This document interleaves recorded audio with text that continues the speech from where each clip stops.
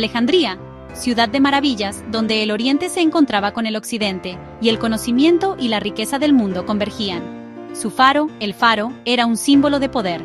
Su gran biblioteca, la mente de la civilización.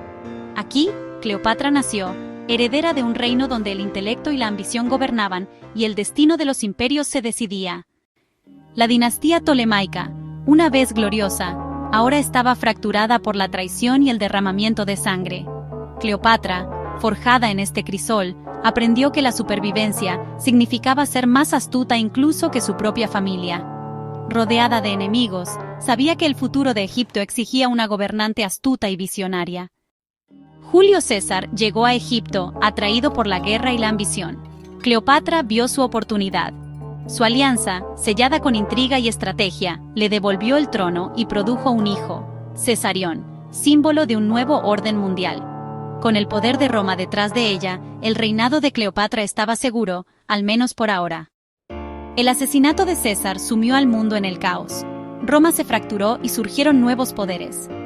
Cleopatra, ahora vulnerable, observó cómo Marco Antonio tomaba el mando de Oriente para sobrevivir. Necesitaba una nueva alianza, una que pudiera asegurar a su hijo y a su reino. Egipto era la clave del Mediterráneo. Su grano, riqueza y armada lo convertían en el premio mayor. Marco Antonio, desesperado por recursos, vio a Cleopatra como una compañera y una negociadora de poder. Pero la sospecha persistía. Cleopatra tendría que probar su lealtad y su valía. Cleopatra, ahora una gobernante magistral, se preparó para encontrarse con Antonio, no como una suplicante, sino como una igual. Ella estudió a su adversario, planeó su entrada y se transformó en una diosa viviente. Esto no era seducción, sino estrategia, una actuación para asegurar el futuro de Egipto y reformar el mundo. The year is 41 BC. Mark Antony, master of the East, is preparing for war. From Tarsus he summons Cleopatra, queen of Egypt. He needs her gold, but this summons is more than a request. Officially, she must answer for supporting Caesar's assassins. It's a power play, designed to remind her that her throne exists by Rome's pleasure. But Cleopatra receives the summons not with fear, but with calculation. She understands it's an invitation to negotiate, the opening move in a high-stakes game. Cleopatra will go to Tarsus, not as an accused, but as an equal. Antonio waited in Tarsus. Cleopatra took her time. Her delay was a deliberate strategy. With each day Antonio waited, anticipation grew. The delay generated suspense, subtly shifting the power dynamic. Cleopatra was immersed in intense preparation, gathering information about Antonio. This became the plan for her strategy. She began to gather the elements for her grand entrance. It would be an immersive theatrical experience designed to overwhelm Antonio's senses. She commissioned the construction of a magnificent river barge. Every detail was designed to project an image of immense wealth and divine authority. She wasn't just building a ship, she was creating a legend. She would present herself as Venus, elevating their meeting to a divine encounter. The day arrives. Cleopatra's flotilla sails down the river Cydnus towards Tarsus. Her flagship captures all the attention. It's a vision of mythology made real. It's a living tableau, a masterpiece of political theater. At its center, under a golden canopy, reclines Cleopatra herself. She is dressed in the diaphanous robes of Venus Aphrodite. It's opulent, decadent, and utterly overwhelming. News of the spectacle spreads through Tarsus like wildfire. The entire population has gone to the river to witness the arrival of the goddess. Antony is left sitting alone, a general without an audience. Cleopatra has seized control of the narrative before a single word has been spoken between them. This is a deity gracing the mortal world with her presence. Antony had summoned a queen, but a goddess has arrived instead. Al caer la tarde, el espectáculo solo se intensifica.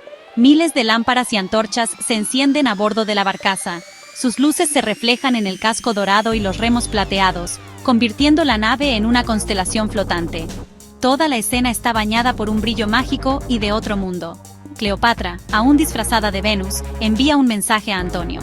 No es una súplica por una audiencia, es una invitación. Venus, declara, invita a Dionisio a un festín. La audacia es simplemente asombrosa. El acusado está invitando al juez a cenar. Ella ha invertido completamente sus roles. Antonio, un hombre que aprecia la audacia y, honestamente, una buena fiesta, no puede evitar sentirse divertido e intrigado. Él acepta. Llega a la barcaza para encontrar una escena de lujo casi inimaginable. El festín que ha preparado es un testimonio de la inagotable riqueza de Egipto. La comida es exótica, el vino es inestimable, y la vajilla está hecha de oro macizo, incrustada con joyas. Toda la experiencia está diseñada para mostrar su poder de una manera seductora en lugar de amenazante. Demuestra que sus recursos son tan vastos, que puede permitirse un nivel de opulencia con el que incluso un romano poderoso como Antonio solo podría soñar. Es una exhibición de riqueza tan profunda que hace que su propio poder parezca, bueno, casi provinciano en comparación. Cleopatra misma es la maestra de ceremonias. Ya no es solo una figura hermosa en un cuadro, es una conversadora brillante, ingeniosa, encantadora e intelectualmente deslumbrante. Ella se relaciona con Antonio no en el griego formal de la diplomacia, sino en su latín nativo, hablándolo sin problemas. Discute filosofía, política y estrategia militar con una experiencia que lo impresiona y lo desarma. No es la reina bárbara de la propaganda romana. Es una gobernante helenística altamente educada, su igual intelectual en todos los sentidos. Ella iguala su humor de soldado con su propio ingenio agudo, creando una relación que es tanto personal como potente. Antonio está completamente cautivado. Vino a Tarso para juzgar a una reina, pero se encuentra siendo seducido por una diosa. Es un hombre acostumbrado al poder, pero nunca lo había encontrado en esta forma. El poder de Cleopatra no está solo en sus ejércitos o su tesoro, está en su intelecto, su carisma y su magistral comprensión de la psicología humana. Durante varias noches, las festividades continúan, cada una más lujosa que la anterior. Antonio, a su vez, intenta hospedarla en Tarso, pero sus arreglos parecen toscos y torpes en comparación con la sofisticada elegancia de su palacio flotante. Está completamente superado, encantado y fascinado. El juicio es olvidado. Para entender el encuentro en Tarso, uno debe entender a la mujer en su centro. Cleopatra VII fue una de las figuras más notables del mundo antiguo. Fue mucho más que la sirena romántica de la leyenda posterior. Fue una intelectual formidable y un peso pesado político. Su educación fue extraordinaria. Criada a la sombra de la gran biblioteca de Alejandría, dominaba al menos 9 idiomas, incluyendo el egipcio, el etíope, el hebreo y el árabe. Esta habilidad lingüística fue una poderosa herramienta diplomática, permitiéndole hablar directamente con embajadores y súbditos de todo su diverso reino y más allá, sin depender del filtro a menudo sesgado de un intérprete. Fue la primera gobernante de su dinastía en 300 años en molestarse en aprender el idioma nativo egipcio. Esto no fue un logro trivial, fue una obra maestra política calculada. Le permitió forjar un vínculo directo con el pueblo egipcio y el poderoso sacerdocio nativo. Al hablar su idioma y abrazar sus tradiciones religiosas, se presentó no como una colonia griega extranjera, sino como una verdadera faraón, la legítima heredera de un legado que se remonta a milenios. Fue una superviviente, endurecida por una brutal guerra civil contra su propio hermano, Ptolomeo XIII. Había conocido el exilio y la desesperación, y había regresado al poder por pura fuerza de voluntad y genio estratégico. Su mente era aguda y analítica, entrenada en matemáticas, filosofía y arte de gobernar. Fue una mecenas de las ciencias y las artes, continuando el legado de curiosidad intelectual de su familia, pero su conocimiento era intensamente práctico. Fue una administradora astuta que manejó la compleja economía egipcia con gran habilidad, asegurando su prosperidad en un mundo turbulento. También fue una hábil estratega militar, que entendía la logística de la guerra y la importancia del poder naval. No fue una figura decorativa que dejó el gobierno a sus asesores. Fue una gobernante activa y práctica, profundamente involucrada en cada aspecto de los asuntos de su reino. Esta fue la mujer que llegó a Tarso. No fue una mera seductora que usaba su belleza para atrapar a un hombre poderoso. Fue una gigante política e intelectual, usando cada herramienta a su disposición para asegurar la supervivencia y el futuro de su reino. Su actuación como Venus no fue un acto de sumisión, sino un acto de suprema confianza en sus propias habilidades. Había estudiado a su oponente, entendido su psicología y elaborado una estrategia que jugaba con sus debilidades, mientras mostraba sus propias fortalezas únicas. Llegó a Tarso para negociar como un igual, y puso toda la fuerza de su intelecto, su riqueza y su perspicacia política sobre la mesa. La otra mitad de esta ecuación histórica era Marco Antonio. Él era, en muchos sentidos, lo opuesto a Cleopatra, pero igualmente un producto de su tiempo. No era un intelectual refinado, sino un soldado de pies a cabeza. Un veterano de 20 años de brutales campañas militares, había luchado junto a Julio César en la Galia y había demostrado ser un comandante brillante y valiente. Era carismático, apuesto, y poseía un encanto rudo y popular que lo hacía adorado por los soldados comunes. Lo seguirían a cualquier parte, y él, a su vez, los amaba. Su base de poder no estaba en el Senado, sino en la lealtad de sus legiones. Como político, era hábil pero a menudo imprudente. Era un maestro de la retórica, capaz de influir en una multitud con su poderosa oratoria, como lo hizo famosamente en el funeral de César. Sin embargo, carecía de la astucia fría y paciente de su gran rival, Octavio. Antonio era un hombre de inmensos apetitos, impulsado por el impulso y la emoción. Le encantaban los grandes gestos, beber mucho y la ruidosa camaradería del campamento militar. Era generoso con sus amigos y cruel con sus enemigos. Su ambición era enorme, pero a menudo se veía socavada por su propia impulsividad y una profunda necesidad de validación y adoración. Sus debilidades eran tan grandes como sus fortalezas. Era propenso a episodios de copas que podían nublar su juicio. Su toma de decisiones podía ser errática, pasando de una brillante visión estratégica a una catastrófica. Aunque entendía el campo de batalla, era menos experto en navegar por la traicionera política romana. Anhelaba la legitimidad de la antigua aristocracia romana, pero se sentía más cómodo entre sus soldados. Se veía a sí mismo como un nuevo Hércules o Dionisio, una figura heroica y más grande que la vida destinada a la gloria. Esta poderosa imagen de sí mismo lo hacía susceptible a la adulación, especialmente cuando se presentaba a gran escala. Este era el hombre al que Cleopatra se propuso conquistar. Estaba a un mundo de distancia del intelectual y calculador Julio César. Antonio era una criatura de pasión, poder y espectáculo. La estrategia de Cleopatra se adaptó perfectamente a su personalidad. Ella no intentó atraerlo como una reina filósofa, sino como una reina diosa. Le ofreció un mundo de lujo, magia y asociación divina, que hablaba directamente a sus fantasías más grandes sobre sí mismo. Ella entendió que para conquistar a Antonio, necesitaba ofrecerle un escenario lo suficientemente grande para su ego y un papel lo suficientemente glorioso para su ambición. Le ofreció una asociación que lo convertiría no solo en un general romano, sino en un rey dios de Oriente. Los primeros días en Tarso fueron más que solo una serie de fiestas lujosas. Debajo de la superficie de la música y el vino, se estaba llevando a cabo una negociación sutil pero intensa. Era una batalla de voluntades entre dos de las personas más poderosas del mundo. Antonio, habiéndose recuperado de su asombro inicial, intentó reafirmar su autoridad. Sacó a relucir los cargos oficiales, su supuesto apoyo a sus enemigos. Necesitaba demostrar que todavía era el triunviro romano a cargo, el que impartía justicia. Exigió una explicación, buscando ponerla a la defensiva y recordarle su estatus subordinado como gobernante cliente. Cleopatra, sin embargo, se negó a ponerse a la defensiva. Se enfrentó a sus acusaciones con una magistral demostración de retórica y diplomacia. No negó todo rotundamente, lo que habría sido una tontería. En cambio, replanteó la narrativa. Argumentó que cualquier ayuda enviada desde Egipto había sido dada bajo coacción por gobernadores deshonestos, sin su consentimiento. Afirmó que su verdadera intención había sido reunir una flota para unirse a Antonio y Octavio, pero que vientos desafortunados y mala suerte se lo habían impedido. Se presentó no como una traidora, sino como una aliada leal, frustrada por las circunstancias. Sus argumentos eran plausibles, entregados con total convicción e imposibles de refutar. Hábilmente, desvió la conversación de sus supuestas transgresiones pasadas a sus intereses futuros compartidos. Habló de la amenaza parta, un peligro tanto para su reino como para sus provincias romanas. Detalló los inmensos recursos que podía aportar a una campaña conjunta, pintando una vívida imagen de una gloriosa victoria en el este.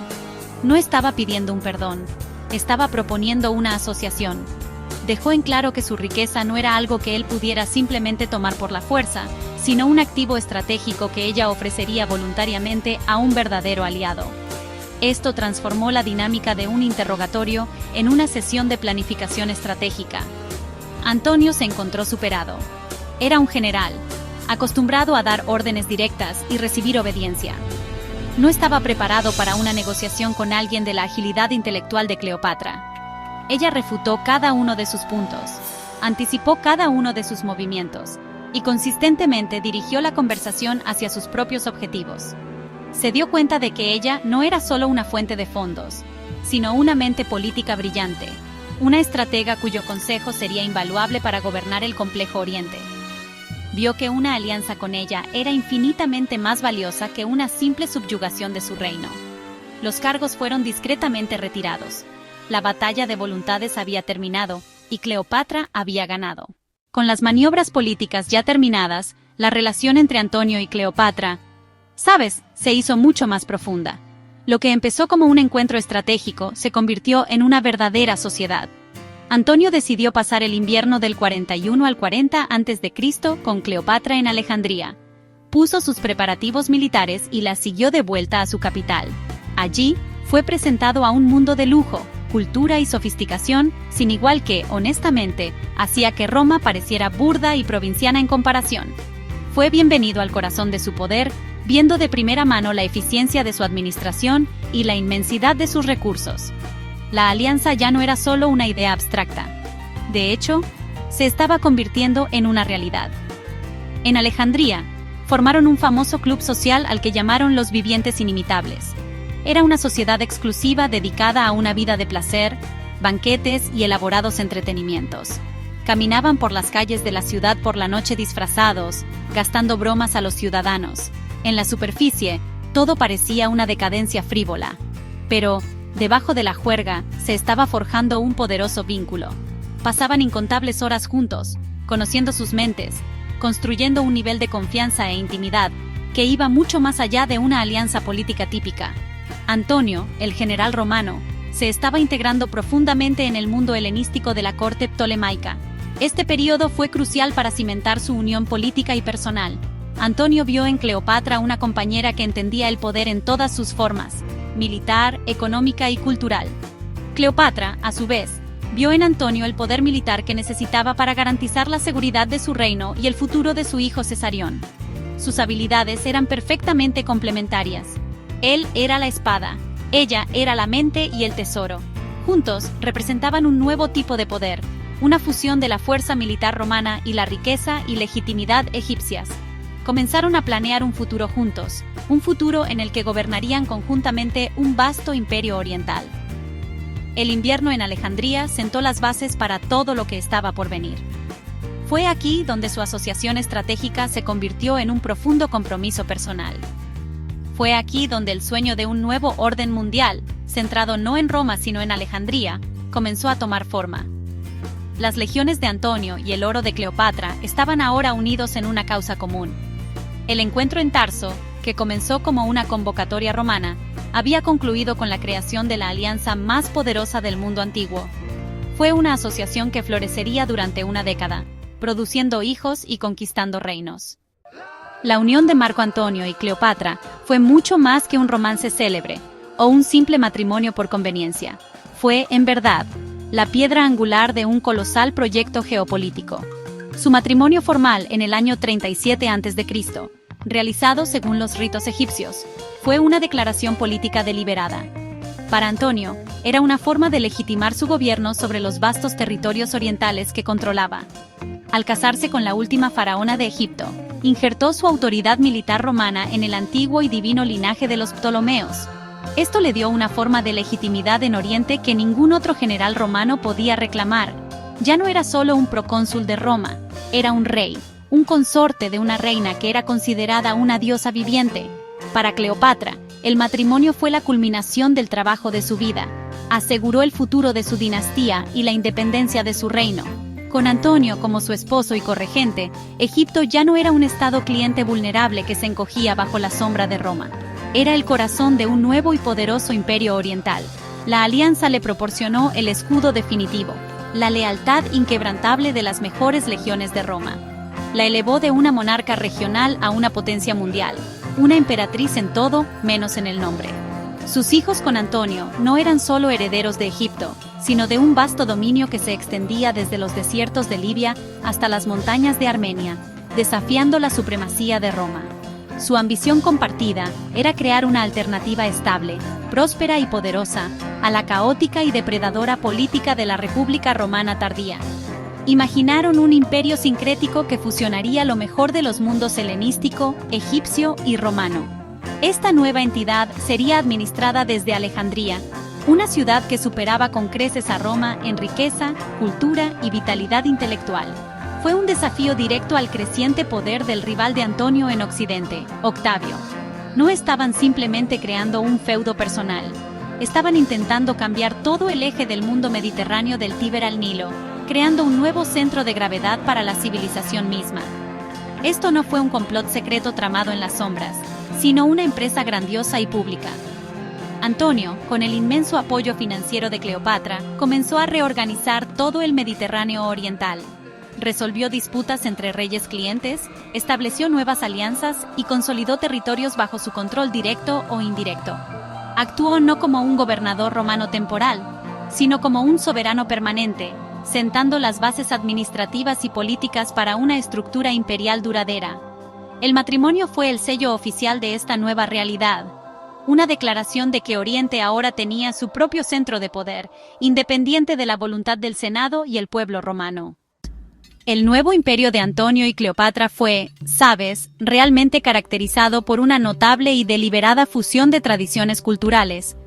Su corte era una encarnación viva de esta síntesis, donde los rígidos protocolos de la oficialidad romana, los sofisticados rituales de la monarquía helenística y las antiguas ceremonias de los faraones egipcios se tejieron juntos en un nuevo y único tapiz. Cuando Antonio aparecía en público, podía hacerlo un día con la toga de un magistrado romano, y al siguiente podía presidir un festival vestido como el dios Dionisio, su deidad protectora.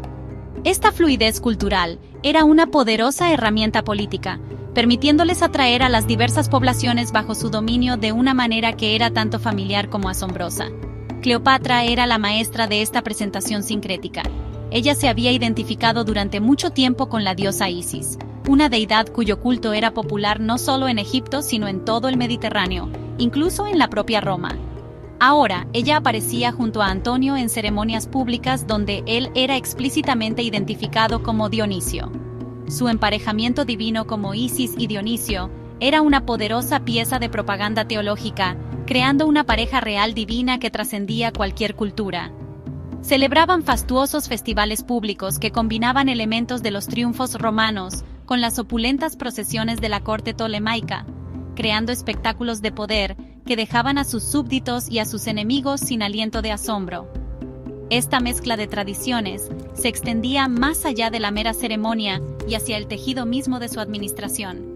Respetaban y utilizaban los sistemas burocráticos centenarios del reino tolemaico, que eran mucho más eficientes y centralizados que la a menudo azarosa administración provincial romana. Al mismo tiempo, incorporaban principios legales romanos y organización militar donde les convenía. Su reinado fue un experimento pragmático en la gobernanza, tomando los elementos más efectivos de cada cultura para crear un estado más estable y eficiente. Esta fusión fue diseñada para crear una identidad cohesiva para su nuevo imperio, uno que no era puramente romano ni puramente oriental, sino un poderoso híbrido. El lenguaje visual de su poder estaba en todas partes. En las monedas, el perfil romano de Antonio aparecería en un lado, mientras que el de Cleopatra, con la diadema tradicional de una reina helenística, aparecería en el otro. Esta fue una declaración sin precedentes de gobierno conjunto y asociación igualitaria. En la arquitectura monumental, patrocinaron proyectos que combinaban la ingeniería romana con motivos artísticos egipcios. Cada acto público, cada moneda acuñada, cada festival celebrado era un mensaje cuidadosamente calibrado. Declaraba que había nacido un nuevo poder, uno que honraba sus diversas raíces mientras forjaba un futuro audaz y unificado, distinto e igual al poder de Roma. Bajo el gobierno conjunto de Antonio y Cleopatra, Alejandría se transformó. Siempre había sido una gran ciudad, pero ahora se convirtió en la capital política, económica y cultural indiscutible del mundo oriental, una rival brillante de Roma. La corte real era el centro neurálgico de una vasta red diplomática.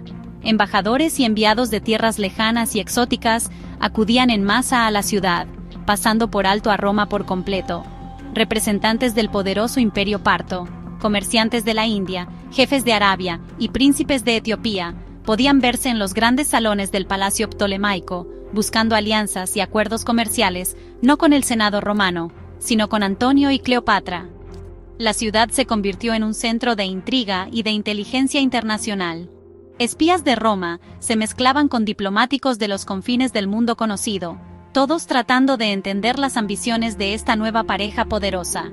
La corte era un ambiente multilingüe y multicultural donde se tomaban a diario decisiones importantes que afectaban a millones de personas. Cleopatra, con su dominio de 9 idiomas, estaba en el centro de todo, llevando a cabo la diplomacia personalmente, sin necesidad de traductores. Ella y Antonio no solo gobernaban Egipto, estaban manejando una compleja red de alianzas que constituían una gran coalición antirromana, que se extendía desde el norte de África hasta las fronteras de Asia. La vida intelectual de la ciudad floreció bajo su patrocinio. Invirtieron recursos en el Museión y la gran biblioteca, atrayendo a los mejores académicos, científicos, poetas y filósofos de la época. Esto fue un desafío ideológico directo a Roma, que a menudo era vista por los griegos como un lugar de poder militar, pero de inferioridad cultural. Alejandría fue promovida como la verdadera heredera del legado de Alejandro Magno, un faro de la ilustración y la civilización en contraste con el expansionismo brutal y militarista de Roma. La corte era un lugar donde se discutía la gran estrategia junto con un nuevo tratado filosófico, y donde las sesiones de planificación militar eran seguidas por lecturas de poesía. Esta concentración de poder, riqueza e intelecto en Alejandría era una fuente de profunda ansiedad para Octavio en Roma. Él vio que Antonio estaba creando una alternativa viable, atractiva y poderosa al dominio romano. La corte de Alejandría no era solo una sede de gobierno, era el corazón de un orden mundial rival. Cada rey que rendía homenaje a Cleopatra, cada acuerdo comercial firmado en el palacio, cada erudito que elegía Alejandría sobre Roma, era un golpe al prestigio romano y una amenaza para las propias ambiciones de Octavio. La existencia de este centro de poder vibrante e independiente hizo que una confrontación final entre Oriente y Occidente no solo fuera probable, sino honestamente inevitable. La alianza estratégica entre Antonio y Cleopatra estaba respaldada por un formidable motor económico que controlaban con absoluta precisión. Su objetivo principal era lograr el dominio total de las rutas comerciales que conectaban Europa con los ricos mercados de Asia y África. Egipto, con su ubicación estratégica, ya era el eje de esta red, controlando las rutas marítimas a través del Mar Rojo hasta la India y las rutas terrestres de caravanas hacia Arabia y más allá. Al combinar la infraestructura naval y comercial de Egipto con el control militar que Antonio ejercía sobre el Levante y Asia Menor, crearon un superbloque económico que tenía un monopolio virtual sobre el comercio más valioso del mundo. El genio administrativo de Cleopatra fue fundamental para esta revolución económica. Implementó los sistemas ptolemaicos altamente eficientes de monopolios y tributación, controlados por el Estado en los nuevos territorios, que Antonio incorporó a su esfera de influencia. Esto fue un cambio radical del modelo romano de explotación provincial, que a menudo se caracterizaba por la codicia en la recaudación de impuestos y la corrupción. En cambio, crearon una zona económica más centralizada y regulada. Este sistema no solo era más eficiente para generar ingresos para su tesoro de guerra, sino que también proporcionaba mayor estabilidad y previsibilidad para los comerciantes, lo que a su vez estimulaba el comercio y la prosperidad en todo su imperio oriental. Controlaban el suministro de productos esenciales que eran vitales para todo el Mediterráneo. El grano de Egipto era el más famoso, pero su control se extendía mucho más allá. Dominaban el comercio de bienes de lujo como especias indias, sedas chinas, incienso árabe y marfil africano, grabando cada transacción y canalizando las ganancias a su tesoro. También tenían el monopolio del papiro, el papel del mundo antiguo, lo que les daba un control sutil pero significativo sobre el flujo de información y administración. Este poder económico fue su mayor arma, lo que les permitió financiar sus vastos ejércitos y marinas sin tener que apelar constantemente a un escéptico Senado romano para obtener fondos. Esta potencia económica representaba una amenaza mortal para la propia prosperidad de Roma. Los comerciantes romanos se vieron cada vez más obligados a operar en los términos establecidos por Alejandría. El flujo de riqueza se estaba redirigiendo del Tíber al Nilo. Octavio y la élite romana observaron con creciente alarma cómo Oriente se convertía en un sistema económico cerrado, del que estaban cada vez más excluidos. El conflicto se estaba gestando no solo como un choque de ejércitos o personalidades, sino como una guerra por el control de la economía global. Antonio y Cleopatra no solo estaban construyendo un imperio, estaban construyendo una fortaleza económica que Roma tendría que destruir si deseaba mantener su propio dominio. La máxima expresión de las ambiciones imperiales de Antonio y Cleopatra fueron sus hijos. No eran simplemente el producto de una aventura amorosa, eran los símbolos vivientes de un nuevo orden mundial combinado y los herederos previstos de un vasto imperio multinacional. Cleopatra le dio a Antonio 3 hijos, los gemelos Alejandro Helios y Cleopatra Selene, y un hijo menor, Ptolomeo Filadelfo. Sus nombres eran una declaración de intenciones. Alejandro evocaba el legado del gran conquistador, mientras que Helios, el sol, y Selene, la luna, eran títulos cósmicos y divinos. Ptolomeo y Cleopatra reforzaron su conexión con la antigua dinastía gobernante de Egipto. Estos no eran niños romanos, eran los príncipes y princesas de una nueva dinastía helenística. Cada niño era una pieza estratégica en un gran rompecabezas geopolítico.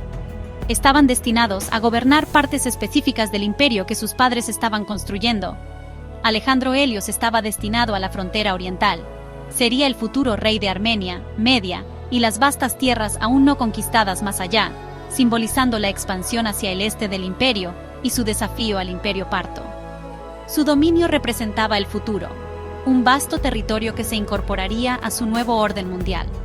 Su destino era completar la obra de Alejandro Magno, empujando las fronteras del mundo greco-egipcio profundamente en Asia, financiado por la riqueza egipcia y asegurado por espadas romanas.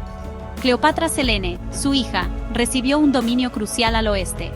Fue designada futura reina de Cirenaica y Libia, territorios estratégicos que bordeaban la provincia romana de África. Su gobierno aseguraría el flanco occidental de Egipto y daría a su imperio el control sobre toda la costa sur del Mediterráneo. Era una clara declaración de que sus ambiciones no se limitaban al este, sino que también buscaban dominar el norte de África. Su presencia allí sería un punto de presión constante contra los territorios romanos controlados por sus rivales, primero Lépido y luego Octaviano. Ella era el ancla occidental de su sueño imperial. El hijo menor, Ptolomeo Filadelfo, recibió el corazón del antiguo imperio seleucida. Sería el futuro gobernante de Fenicia, Siria y Cilicia, las vitales tierras costeras del Levante. Esta región era el puente comercial y estratégico entre Egipto y los territorios de Antonio en Asia Menor. Controlar esta tierra era esencial para asegurar el flujo de comercio y tropas por todo su imperio. Al asignar estos reinos específicos y estratégicamente vitales a sus hijos, Antonio y Cleopatra estaban trazando un plan claro y público para el futuro. Sus herederos no eran solo familia, eran la personificación de una sucesión imperial meticulosamente planeada, diseñada para asegurar que su dinastía gobernaría el este por generaciones. En el otoño del 34 a.C., después de una exitosa campaña militar en Armenia, Antonio regresó a Alejandría. Pero en lugar de celebrar un triunfo tradicional en Roma, decidió organizar esta espectacular y realmente sin precedentes ceremonia justo en el corazón de la capital egipcia. Este evento, que se conocería como las Donaciones de Alejandría, fue la presentación pública de su gran visión imperial. En el gimnasio de la ciudad se colocaron 2 grandes tronos dorados sobre una plataforma de plata. Sentados en estos tronos estaban Antonio y Cleopatra, vestidos como Dionisio e Isis. Justo debajo de ellos, en tronos más pequeños, se sentaron sus hijos, junto con Cesarión, el hijo de Cleopatra y Julio César. Ante las multitudes reunidas de Alejandría, Antonio pronunció una proclamación revolucionaria. Declaró a Cleopatra reina de reyes y a Cesarión rey de reyes, confirmándolos como gobernantes conjuntos de Egipto y Chipre. Este acto elevó a Cesarión a un estatus que desafiaba directamente la legitimidad de Octaviano. Fue una jugada política calculada y explosiva, diseñada para socavar la pretensión de poder de su rival. El mensaje no podría haber sido más claro. El verdadero heredero de César estaba aquí en Alejandría, no en Roma. Luego vinieron las donaciones. Antonio procedió a distribuir los reinos de Oriente entre sus hijos con Cleopatra. Alejandro Helios fue proclamado rey de Armenia, Media y Partia. Cleopatra Selene fue nombrada reina de Cirenaica y Libia. Ptolomeo Filadelfo fue nombrado rey de Siria, Fenicia y Cilicia. Cada niño fue presentado a la multitud como el gobernante de un territorio vasto. Fue una redistribución de poder asombrosa, una declaración pública del mapa de su nuevo mundo. La ceremonia fue una obra maestra de teatro político, un mensaje para el mundo entero. Fue una declaración inequívoca de que Antonio y Cleopatra eran el verdadero centro de poder. Estaban creando nuevos reinos sin ninguna referencia al Senado romano. Estaban señalando el nacimiento de un nuevo sistema imperial completamente separado de Roma. Para la gente de Alejandría, fue un momento de inmenso orgullo. Pero para Octaviano en Roma, fue un acto de traición y la máxima provocación. Mientras Antonio y Cleopatra estaban ocupados construyendo su imperio oriental, una guerra muy diferente, se libraba en Roma. Octavio, que era un maestro de la comunicación política, entendió que el conflicto venidero se ganaría no solo en el campo de batalla, sino en los corazones y las mentes del pueblo romano. Él lanzó una de las campañas de propaganda más sofisticadas y exitosas de la historia, diseñada para destruir sistemáticamente la reputación de Antonio y transformar a su rival político en un enemigo nacional. Octavio reconoció que para unir a una población cansada de la guerra civil, necesitaba darles un enemigo claro y aterrador contra el cual unirse. Antonio, el respetado general romano, era un objetivo difícil, pero su reina extranjera no lo era. La estrategia central de la máquina de Octavio fue la creación de una poderosa amenaza externa, la llamada amenaza oriental. Él hábilmente retrató los acontecimientos en Alejandría no como una reorganización política por parte de un colega romano, sino como un grave peligro para el alma misma de la República Romana. Él describió a Antonio como un hombre que había perdido el rumbo, un noble romano corrompido y hechizado por una hechicera extranjera. Esta narrativa le permitió atacar a Antonio sin parecer iniciar otra destructiva guerra civil entre romanos. En cambio, enmarcó el conflicto venidero como una guerra patriótica de defensa nacional contra un poder oriental decadente y agresivo que buscaba subyugar a Roma. Él usó todas las herramientas a su disposición para difundir su mensaje. Los discursos en el Senado y en las asambleas públicas estaban llenos de relatos espeluznantes de la esclavitud de Antonio a Cleopatra. Poemas y panfletos, encargados a escritores simpatizantes, circularon por toda Italia, burlándose de Antonio como un traidor borracho y afeminado que había abandonado su herencia romana. Se acuñaron monedas que mostraban a Octavio como el defensor de la tradición romana, un nuevo Rómulo, mientras representaban a Antonio en poses comprometedoras y no romanas. La propaganda fue implacable, omnipresente y, honestamente, muy efectiva, volviendo lentamente la opinión pública contra el héroe de las legiones de César. La campaña fue una clase magistral en la manipulación del miedo y los prejuicios públicos. Octavio jugó con la profunda sospecha romana hacia las mujeres poderosas en la política y su arraigado sentido de superioridad cultural sobre los pueblos de Oriente. Él explotó la paranoia de que las costumbres bárbaras y afeminadas de Oriente contaminarían la virtud y la disciplina romanas. Al construir esta narrativa de una amenaza cultural existencial, Octavio consolidó su propio poder, uniendo a la élite romana fracturada y a la gente común detrás de él. Ya no era solo un líder de facción. Ahora se estaba posicionando como el salvador de la civilización romana. Octavian's propaganda targeted Cleopatra, portraying her as the perfect villain. She was transformed from a legitimate monarch to a monstrous caricature, a power-hungry figure using sex as a weapon. This misogynistic representation exploited Roman fears of foreign influence. Accusations included plotting to destroy Rome and move the capital to Alexandria. By demonizing Cleopatra, Octavian justified war against a foreign enemy, not a civil conflict. A forged will, revealed to the Senate, sealed her fate. Las donaciones de Alejandría, en el año 34 a.C., aunque fueron un momento triunfal para Antonio y Cleopatra, resultaron ser su mayor error estratégico. Desde su perspectiva, dentro del mundo multicultural y monárquico de Oriente, la ceremonia fue una expresión lógica y magnífica de su poder y de sus planes para el futuro. Fue una declaración de un nuevo orden mundial para sus súbditos y aliados. Sin embargo, calcularon catastróficamente mal cómo se percibiría este evento en Roma. Subestimaron por completo el poder de la identidad nacional romana y el profundo sentimiento republicano que aún existía, incluso después de décadas de guerra civil. Para el pueblo de Roma, la noticia de las donaciones no fue solo un insulto, fue un acto de profunda traición. La idea de que un general romano, Marco Antonio, se atreviera a regalar territorios conquistados con sangre romana a su esposa extranjera y a sus hijos fue un ultraje. Estas no eran sus posesiones personales para regalar, eran provincias de la República Romana. La ceremonia confirmó las peores acusaciones de Octavio de la manera más dramática posible. Ya no era solo propaganda. Antonio mismo había proporcionado la prueba innegable de que había abandonado su identidad romana y ahora actuaba como un rey oriental. Los detalles específicos de las donaciones fueron particularmente incendiarios. La elevación de Cesarión como el verdadero heredero de Julio César fue un ataque directo a la legitimidad de Octavio y una bofetada para toda la facción cesariana. El plan de que Antonio fuera enterrado en Alejandría fue visto como el rechazo definitivo de su patria. Simbolizó su completa ruptura con sus raíces romanas.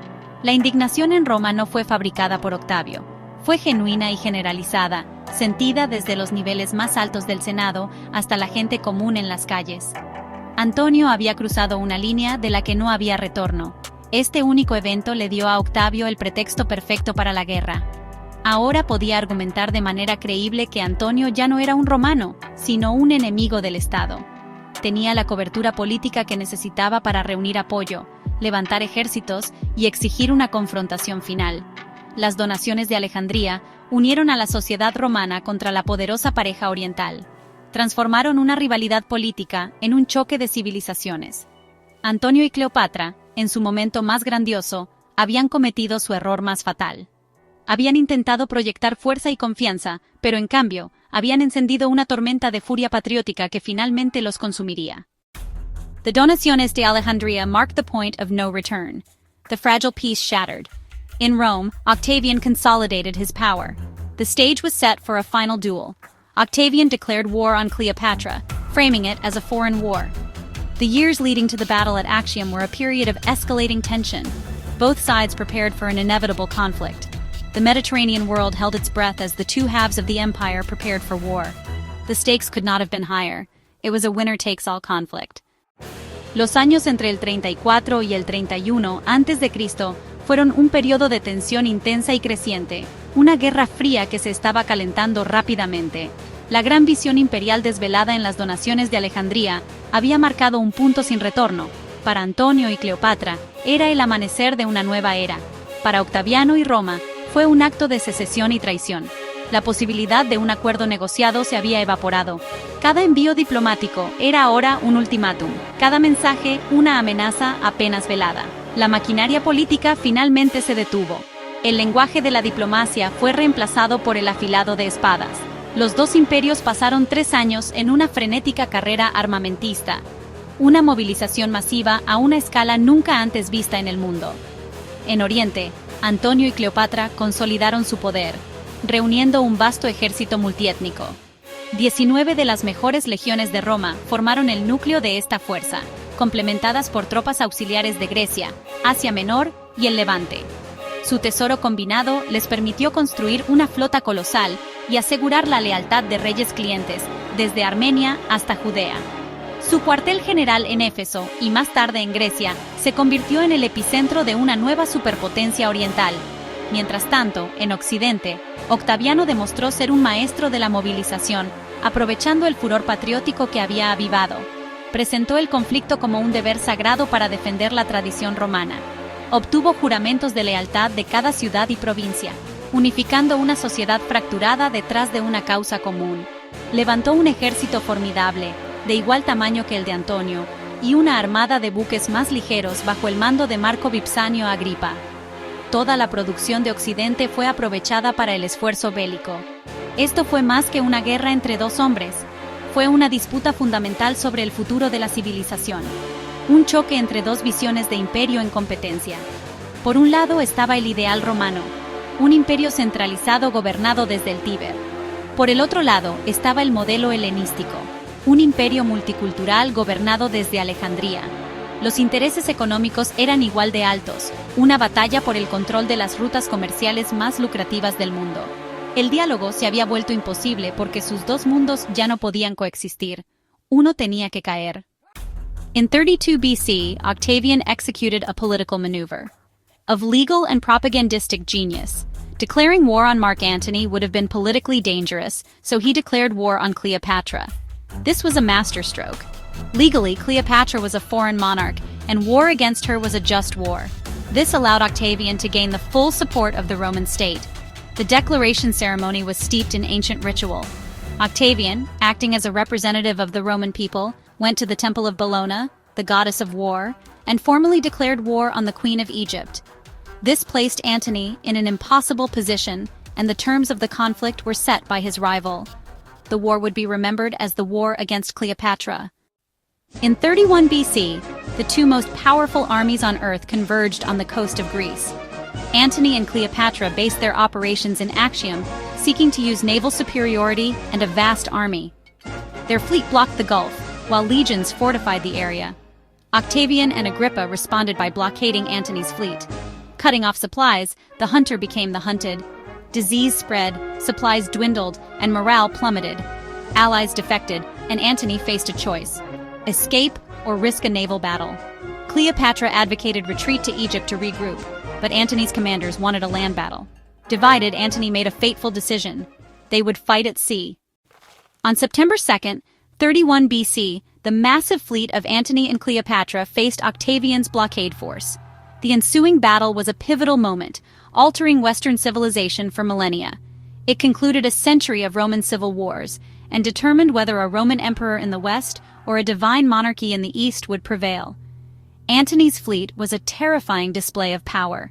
His ships were floating fortresses, designed to ram smaller enemy galleys. Agrippa's fleet, composed of lighter, more agile ships, employed a strategy opposite to Antony's. They used speed to surround and disable Antony's larger ships. It was a classic contest of strength versus speed. The battle raged under the Mediterranean sun. Agrippa's tactics proved devastatingly effective. The agile Liburnians overwhelmed Antony's heavy ships. His advance faltered. Sección 5. Un análisis estratégico detallado. El fracaso estratégico en Actium se atribuye a varios factores críticos, comenzando con la elección de luchar en el mar. Marco Antonio era un comandante terrestre, pero eligió luchar contra el mejor general de su enemigo en su terreno preferido. La disparidad tecnológica entre las flotas fue otro elemento decisivo. Los barcos de Antonio priorizaban el tamaño y el armamento pesado, mientras que la flota de Agripa enfatizaba la velocidad y la maniobrabilidad. Además, la condición de las fuerzas de Antonio estaba gravemente comprometida, debilitadas por enfermedades y desnutrición. Finalmente, el objetivo estratégico de la flota de Antonio era fundamentalmente ambiguo, lo que resultó fatal en el momento más crítico de la batalla. Sección 6. El momento decisivo. El vuelo de una reina, la elección de un general. As the battle raged, Cleopatra's squadron fled, creating chaos. Antonio, witnessing this, made a fateful choice. He abandoned his fleet to pursue her, a decision that shattered his army's morale. The once mighty fleet was destroyed and his land forces surrendered. Octavio's victory was complete. Sección 7. Traición o estrategia. Descifrando los motivos tras la huida de Cleopatra y Antonio desde Accio. ¿Fue un acto de cobardía o un plan de contingencia preestablecido? Tal vez Antonio y Cleopatra acordaron que, si la batalla se volvía en su contra, ella escaparía con el tesoro a Egipto. Su persecución posterior sería el comandante reincorporándose al corazón estratégico de su operación. La verdad se encuentra en algún punto intermedio. Ya fuera una estrategia planeada, una improvisación desesperada o un colapso emocional, el resultado fue el mismo. The year after Actium, Antony and Cleopatra returned to Alexandria, isolated and vulnerable. News of their defeat spread, and their alliances crumbled. Client kings offered loyalty to Octavian. Their empire dissolved, and they were no longer rulers of a superpower, but monarchs of an isolated kingdom. Cleopatra prepared for a last stand, fortifying Alexandria. She planned to drag ships to the Red Sea, hoping to escape. But the plan failed when Arab tribes attacked. Alexandria was becoming their tomb. Antony fell into depression and alcoholism, withdrawing from public life. Cleopatra desperately negotiated with Octavian, offering to abdicate for her children. Octavian offered vague assurances, hinting at forgiveness if she betrayed Antony. As Octavian's legions advanced, the Ptolemaic dynasty neared its end. There was no more hope. En agosto del año 30 a.C., las legiones de Octavio estaban a las puertas de Alejandría. El asalto final comenzó. Antonio, sacudiéndose la desesperación por última vez, guió a su caballería restante en una carga sorprendentemente exitosa, haciendo retroceder brevemente al enemigo. La victoria fugaz reavivó una chispa de su antiguo yo, y regresó al palacio en triunfo. Pero fue un falso amanecer. Al día siguiente, mientras se preparaba para una batalla final y decisiva, su flota y caballería restantes lo abandonaron, rindiéndose a Octavio sin luchar. Los últimos vestigios de su poder militar se habían evaporado. Estaba solo, completamente derrotado. En este momento de colapso total, le llegó un falso rumor, un mensaje, quizás enviado deliberadamente por la propia Cleopatra, de que se había quitado la vida. Esta última noticia destrozó lo que quedaba de la voluntad de Antonio de vivir. Un mundo sin Cleopatra era un mundo que no deseaba habitar. Creyéndola muerta, decidió seguirla a la manera romana. Le pidió a su fiel sirviente, Eros, que lo matara. Pero Eros, incapaz de golpear a su amo, se suicidó en su lugar. Avergonzado e inspirado por este acto de lealtad, Antonio cayó sobre su propia espada. La herida, sin embargo, no fue inmediatamente mortal. Yacía en agonía, sangrando y muriendo. Todavía se aferraba a la vida cuando un mensajero llegó de Cleopatra con la verdad. Ella estaba viva, atrincherada en su mausoleo, una gran tumba que había construido para sí misma cerca del templo de Isis. El último deseo de Antonio fue verla una vez más. Sus guardias llevaron su cuerpo sangrante y moribundo a la base del mausoleo. Las puertas estaban selladas, así que Cleopatra y sus 2 doncellas restantes bajaron cuerdas desde una ventana alta e izaron al moribundo general a su santuario. Fue una escena de tragedia y patetismo inigualables. El gran guerrero, el amo de la mitad del mundo, muriendo en los brazos de la reina por quien había sacrificado todo. En sus últimos momentos, le ofreció los pocos consejos que pudo. Le dijo que confiara solo en uno de los hombres de Octavio y la instó a no llorar por él, sino a recordar la gloria de su vida juntos. Había sido el hombre más poderoso del mundo y había muerto como un romano, por su propia mano. Con su último aliento, pidió una última copa de vino. Después de beberla, murió en sus brazos. La muerte de Marco Antonio marcó el final de una era. Fue el último de los grandes y carismáticos caudillos de la última república, una figura que encarnó tanto su grandeza heroica como sus pasiones autodestructivas. Con su muerte, el camino de Octavio hacia el poder absoluto estaba ahora completamente despejado. Tras ser capturada, Cleopatra supervisó los ritos funerarios de Antonio. En una última negociación tensa con Octaviano, ella intentó asegurar el reino para sus hijos, pero él era inmune a sus encantos. Para Cleopatra, ser desfilada en un triunfo romano era peor que la muerte. Su suicidio fue su acto final de desafío político, un evento cuidadosamente planeado. La encontraron muerta, vestida como una diosa. El suicidio de Cleopatra fue su victoria definitiva, transformando su derrota en una leyenda atemporal. Con su muerte, nació el Imperio Romano. For millennia, the story of Antony and Cleopatra has been framed as a tragic romance. It's a tale of irresistible passion, a love that brought down 2 powerful figures and destroyed an empire. Immortalized by poets like Shakespeare, this narrative simplifies a complex geopolitical struggle. This documentary seeks to deconstruct this myth. Their alliance wasn't a byproduct of romance, but a tool to solidify a geopolitical partnership. They were attempting to be the architects of a new world order. The romantic legend was largely a creation of their enemy Octavian, a deliberate strategy to delegitimize them. We must recognize the romantic narrative for what it is: political propaganda. Their union was a fusion of the most significant forces in the Eastern Mediterranean. The myth of Cleopatra has overshadowed the queen herself. This documentary will present a complete portrait of Cleopatra as a brilliant scholar, a military strategist, and the highly effective CEO of the wealthiest kingdom in the ancient world, Egypt. Her romantic entanglements were tools in a much larger strategic toolset. Her fluency in multiple languages was a formidable diplomatic advantage. Cleopatra was a brilliant economic administrator who restored prosperity to Egypt. She was not just Antony's lover, she was his financier, chief strategist, and political partner. This documentary will restore the image of Cleopatra, the CEO. Así como el mito romántico disminuye a Cleopatra, también aplana el personaje de Marco Antonio, convirtiéndolo en una figura unidimensional, el noble héroe romano trágicamente arruinado por sus pasiones. Esta representación, aunque dramáticamente satisfactoria, descuida la complejidad de su carácter y la lógica estratégica detrás de sus acciones. Antonio fue mucho más que un tonto enamorado. Fue un general y diplomático experimentado y muy exitoso que durante una década manejó hábilmente la vasta y volátil mitad oriental del mundo romano. Su alianza con Cleopatra no fue un momento de debilidad, sino la piedra angular de una estrategia política coherente y ambiciosa para crear un imperio paralelo y estable en Oriente. Antes de su derrota final, Antonio tuvo una larga lista de éxitos militares y diplomáticos. Había reorganizado las provincias orientales, resuelto disputas complejas entre reyes clientes y negociado con éxito con potencias formidables como los partos y los árabes. Su campaña en Armenia, aunque sus resultados a largo plazo fueron mixtos, fue inicialmente un éxito táctico que celebró con su propio triunfo en Alejandría. Esto demostró su capacidad como comandante y gobernante independiente. Su decisión de establecerse en Oriente no fue un abandono de Roma, sino un reconocimiento de que Oriente, con su inmensa riqueza y antiguas tradiciones de monarquía, ofrecía un modelo más sostenible para el gobierno imperial que la caótica y fallida república. Su relación con sus soldados revela un aspecto clave de su estilo de liderazgo.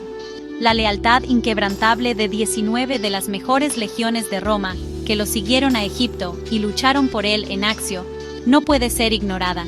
Esta no fue la lealtad dada a un tonto borracho, sino a un comandante al que respetaban y adoraban. Antonio entendía al soldado común de una manera que el aristocrático Octaviano nunca podría.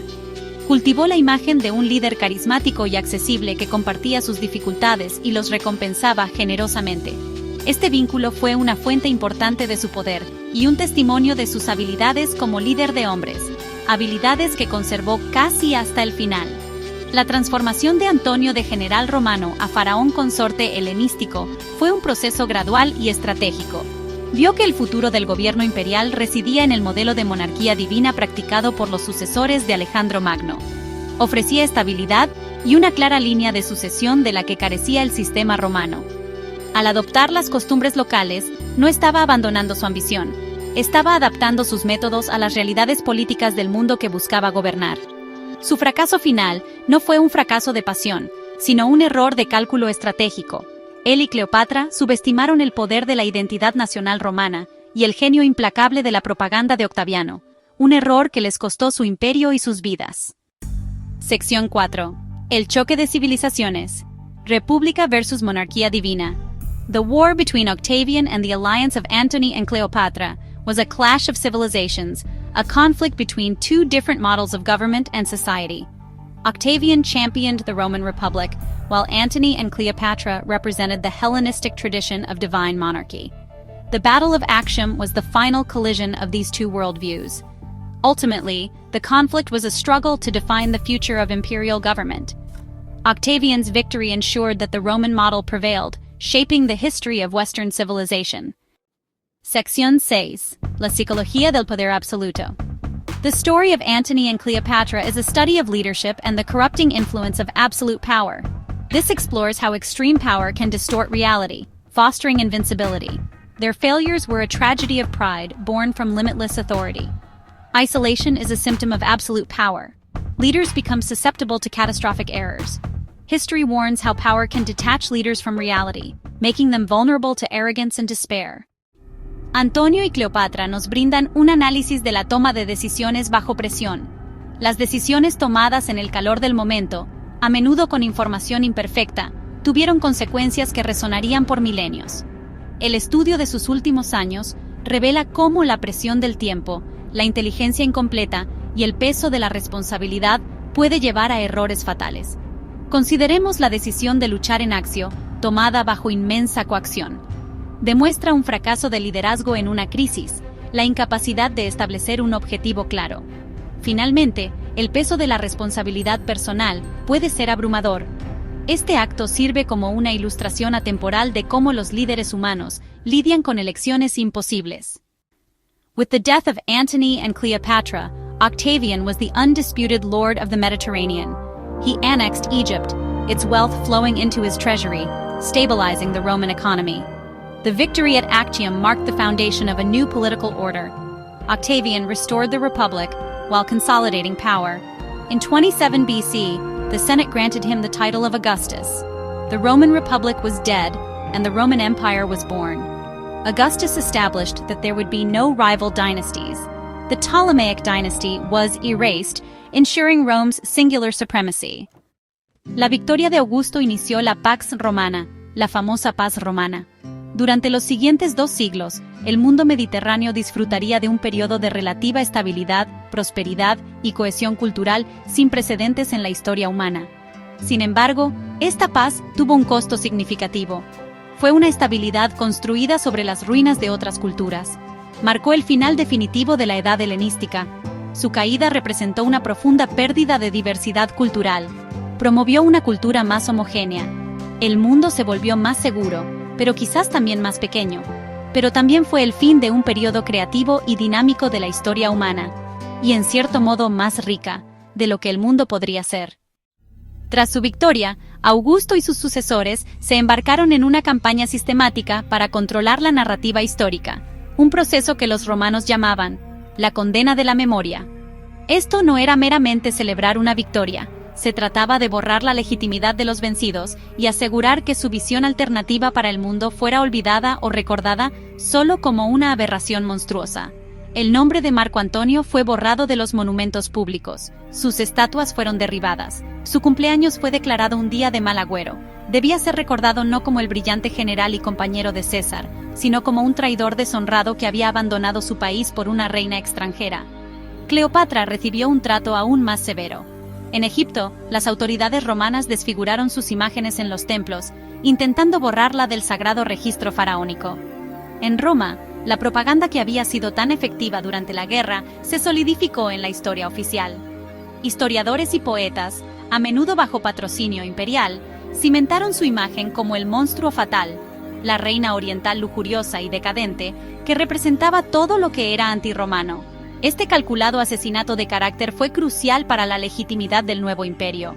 Aseguró que la guerra pudiera ser enmarcada para siempre, como una lucha justa contra una amenaza extranjera, en lugar del acto final y brutal de una guerra civil romana. Esta condena de la memoria fue fundamentalmente sobre borrar un futuro alternativo. La alianza de Antonio y Cleopatra representaba una alternativa genuina a un mundo puramente romanocéntrico. Habían propuesto una diarquía, un mundo con 2 capitales, Alejandría y Roma, y 2 culturas complementarias. Su imperio habría sido más multicultural, más enfocado en lo marítimo, y habría mirado tanto al este como al oeste. Si hubieran tenido éxito en Accio, la historia de los próximos 2000 años podría haber sido profundamente diferente. Los centros de aprendizaje y cultura podrían haber permanecido en el este, y la relación entre Europa y el Medio Oriente podría haber evolucionado por un camino completamente diferente. Al destruir sus reputaciones, Augusto destruyó la memoria de esta posibilidad. Se aseguró de que su visión de un imperio unificado y dominado por el occidente latino fuera vista no como uno de varios resultados posibles, sino como el único natural y deseable. El legado de Antonio y Cleopatra fue enterrado bajo una montaña de propaganda hostil, su proyecto político olvidado y su historia reducida a un cuento con moraleja de lujuria y locura. Es solo en las últimas décadas que los historiadores, al reexaminar cuidadosamente las fuentes y cuestionar la narrativa de los vencedores, han comenzado a reconstruir la realidad de lo que Antonio y Cleopatra intentaban lograr y a apreciar la magnitud del futuro alternativo que se perdió en Accio. The propaganda designed to condemn Antony and Cleopatra contained the seeds of a powerful myth. Their tale of love-defying empires proved irresistible, inspiring poets like Horace and Virgil. Shakespeare's play cemented their romantic myth, influencing countless adaptations. From Shakespeare, the myth entered pop culture, inspiring operas, novels, and Hollywood epics. This enduring myth demonstrates how history can be simplified, obscuring the fascinating truth of their lives. The challenge for any historical documentary is navigating this cultural legacy, revealing the complex reality beneath the surface. The story of Antony and Cleopatra resonates in our contemporary world. Their struggle mirrors the ongoing debate between unipolar and multipolar global orders. Octavian's methods are a masterclass in political communication. Creating an external enemy and manipulating nationalist fears are techniques still potent today. History serves as a case study on how propaganda shapes public perception. Controlling the narrative was as crucial as winning on the battlefield, a truth still fundamental today. The battle for hearts and minds is often the decisive front. The story offers a lesson on power dynamics in international relations. Their conflict provides a mirror to enduring patterns of human political behavior. History isn't driven by abstract forces, but by individual choices. The story of Antony and Cleopatra illustrates this. Their ambitions reshaped the world, but their flaws led to their collapse. Leaders are subject to the same emotions as everyone else: love, ambition, and pride. Their personalities were central to the story. Their story continues to capture the human imagination. Appreciate the humanity of those who shape our world. History is a tapestry of human lives.